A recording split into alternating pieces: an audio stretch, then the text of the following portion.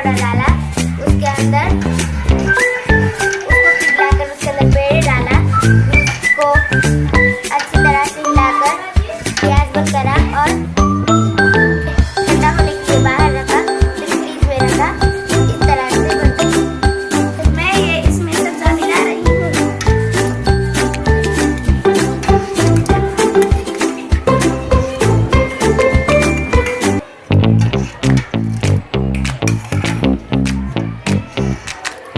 चीनी डाल रहे हैं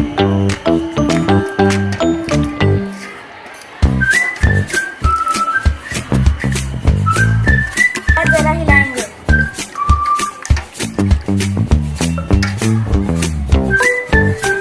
अब इसके बाद इसमें आइसक्रीम डाल रहे हैं।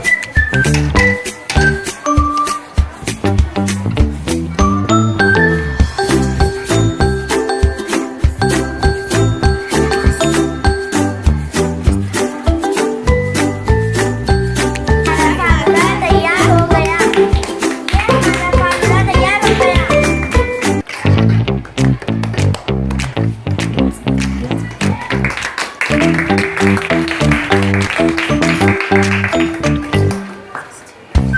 अब हम इसे